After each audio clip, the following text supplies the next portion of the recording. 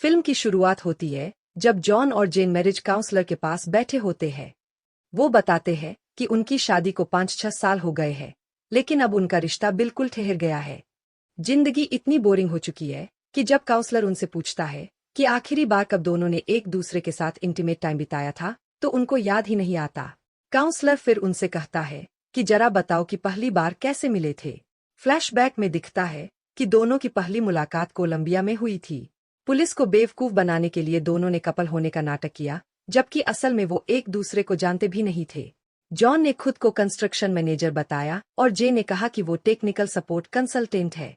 उसी रात धीरे धीरे दोनों को एक दूसरे से लगाव होने लगा और एक रोमांटिक शाम बिताई।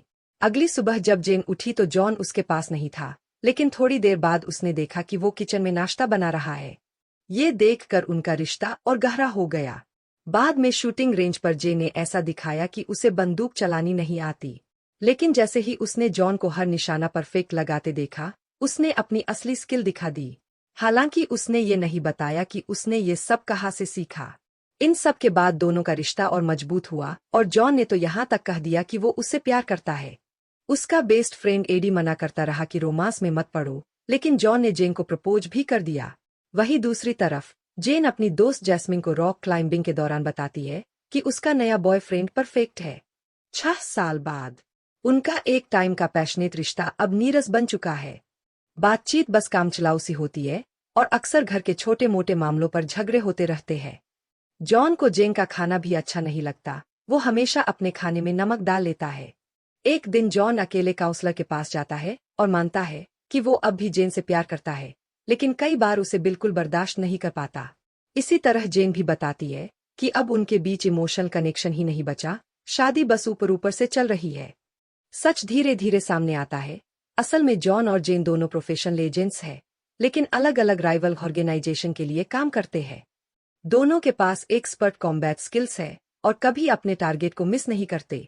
घर पर दोनों ने गुपचुप एडवांस हथियार और गैजेट्स छिपा रखे हैं, जिनके बारे में दूसरे को पता भी नहीं। जॉन एक इंजीनियरिंग कंपनी का मैनेजर होने का नाटक करता है ताकि अपने सीक्रेट ऑपरेशन छुपा सके। एक दिन उसे मिशन मिलता है कि एक प्रिजन को मारना है जिसका कोड नेम है द टैंक। उसी वक्त जेन को भी मिशन मिलता है कि उसे एक आदमी को खत्म करना है जिसका नाम है बेंजामिन। जेन रेगिस्तान में बम लगाकर बेंजामिन के रास्ते में बैठ जाती है, लेकिन तभी जॉन जीप में वहां आ जाता है। जेन उसे पहले आम आदमी समझती है, लेकिन जल्दी ही पता चल जाता है कि दोनों का टारगेट एक ही है। मुकाबले में जेन जॉन पर गोली चलाती है, लेकिन वो बच जाता है क्योंकि उसने बुलेट प्रूफ वेस्ट पहन रखा था। जैसे जैसे टारगेट पास आता है, जॉन को जेन नजर आती है और वो अपने जुगाड़ू हथियार से उसके हाइडआउट पर हमला कर देता है। पूरा प्लान गड़बड़ा जाता है और टारगेट भाग जाता है। बाद में जॉन अपने दोस्त एडी से मिलता है और बताता है कि उसका मिशन किसी रहस्यमयी औरत ने बिगाड़ा। उसके पास बस एक लैपटॉप ही सुराग के तौर पर बचा है। उधर जेन, जो धमाके में हल्की जख्मी हो गई थी, गुस्से में सीसीटीवी फुटेज मांगती है ताकि उस अटैकर को पहचान सके। उसकी कंपनी का बॉस उसे कॉल करके धमकाता है कि 48 घंटे के अंदर नया टारगेट खत्म करो। जॉन लैपटॉप अपने दोस्त को देता है, जो उसमें से एक एड्रेस ढूंढ निकालता है, 570 Lexington Avenue, sweet 0003, New York. John वहां पहुंचता है, लेकिन बिल्डिंग में सिक्योरिटी इतनी टाइट होती है कि अंदर नहीं जा पाता। तभी उसे जेन का नाम दिखता है और उसे शक होता है कि रेगिस्तान वाली लड़की शायद वही थी। इधर जेन भी वीडियो देखकर जॉन की हरकतों से समझ जाती है कि उसका दुश्मन असल में जॉन ही है। घर लौटने पर दोनों को एक दूसरे पर शक होने लगता है। दोनों पूछते हैं दिन में क्या हुआ, लेकिन सच कोई नहीं बताता। जॉन को शक होता है कि जेन ने उसके ड्रिंक में जहर मिलाया है।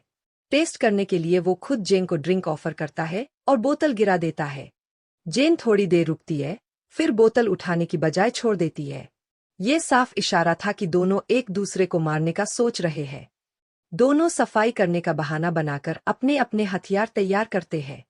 जॉन देखता है कि जेन कार लेकर भाग रही है। वो पीछा करता है और जेन अब उसे दुश्मन मानकर गाड़ी से कुचलने की कोशिश करती है। बिल्कुल हताश जॉन अपने दोस्त एडी के पास जाता है और बताता है कि अब उसे जेन पर भरोसा नहीं रहा।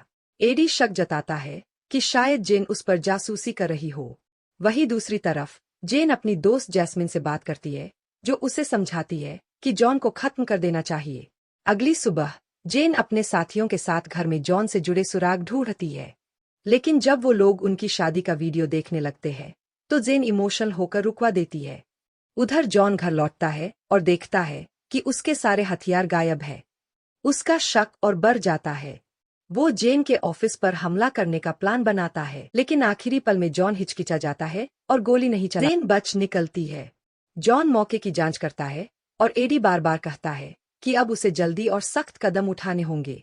एक सुराग से जॉन जेन के पास पहुंचता है, लेकिन जेन एलिवेटर को ब्लॉक कर धमकी देती है कि उसे उड़ा देगी।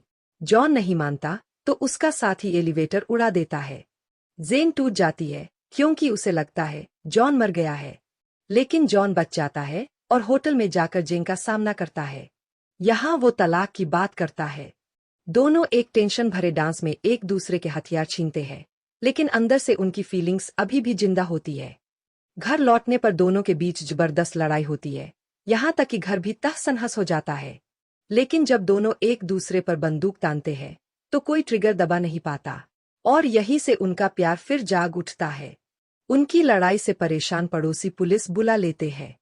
दोनों घर की हालत छिपाते हैं और धीरे धीरे एक दूसरे से अपने सीक्रेट शेयर करने लगते हैं। लेकिन अब दोनों एजेंसियां उन पर नजर रख रही होती है और अचानक हमला कर देती है। जॉन और जेन बेसमेंट में छिपकर अपने गुप्त हथियार निकालते हैं। दुश्मन उन तक पहुंच जाता है और ग्रेनेड फेंकता है, लेकिन जॉन उसे डिफ्लेक्ट कर फ्यूल टैंक के नीचे गिरा देता है, जिससे धमाका होता है और पूरा घर उड़ जाता है। दोनों किसी तरह बच निकलते हैं और पड़ोसी की वैन चुराकर भाग जाते हैं। आखिरी अटैकर को खत्म कर वो सड़क पर निकल पड़ते हैं। भागते हुए जॉन मानता है कि उसकी पहले भी शादी हो चुकी है। ये सुनकर जेन भड़क जाती है और कहती है कि वो उसे इसकी सजा जरूर देगी। दोनों रास्ते में अपने अपने पुराने सीक्रेट्स और वॉर टैक्टिक्स को लेकर बहस करते हैं। आखिरकार जेन कमाल का स्टंट करके बाकी दुश्मनों की गाड़ियां उड़ा देती है। एडी से मिलने पर पता चलता है कि दोनों की कंपनियां अब उन्हें मारना चाहती है। एडी चेतावनी देता है कि अगर वो साथ रहेंगे तो मरने का रिस्क और बढ़ेगा, लेकिन इशारा भी करता है कि अगर दोनों अपनी कीमत साबित कर दे तो शायद बच जाए। बचने के लिए जॉन और जेन फैसला करते हैं कि बेंजामिन नाम के हाई वैल्यू क्रिमिनल को किडनैप करेंगे ताकि उसे एजेंसियों के खिलाफ लेवरेज बना सके। जेन को चिंता होती है, लेकिन जॉन सफलतापूर्वक बेंजामिन को पकड़ लेता है और धमाकेदार लड़ाई के बाद वहां से भाग निकलता है। मोटल में जॉन बेंजामिन को टॉर्चर की धमकी देता है। बेंजामिन सब उगल देता है। असल में दोनों एजेंसियों को पहले ही पता चल गया था कि जॉन और जेन की शादी हुई है और ये उनके इंटरेस्ट के खिलाफ था। इसलिए उन्होंने बेंजामिन को हायर किया था ताकि दोनों एक दूसरे को खत्म कर दें। पूरा सेटअप बस एक जाल था। बातचीत के दौरान जॉन को अपने बेल्ट पर एक ट्रैकर मिलता है। जेन चेतावनी देती है कि उनके पास बस 1 मिनट है।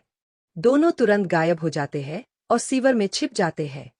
जेन बताती है कि उसने प्लाजा में एक बोट छिपा रखी है जिससे वो देश से भाग सकते हैं। लेकिन जॉन मानता है कि भागने की बजाय अब लड़ाई खत्म करनी चाहिए। दोनों एक होम डेकोरेशन स्टोर में छिपते हैं और आखिरी जंग की तैयारी करते हैं। इस बार पति पत्नी साथ खड़े होकर जानलेवा लड़ाई लड़ते हैं। चोटें जरूर लगती है, लेकिन दोनों अपने दुश्मनों को खत्म कर देते हैं। आखिरकार खतरा टल जाता है। जॉन और जेन वापस काउंसलर से मिलते हैं और बताते हैं कि अब उनकी शादी बिल्कुल सही चल रही है। वो नया घर बनाने का भी प्लान करते हैं, यानी अपने रिश्ते को नई शुरुआत देने का। धन्यवाद देखने के लिए। चैनल को सब्सक्राइब करना मत भूलना। मिलते हैं अगले वीडियो में।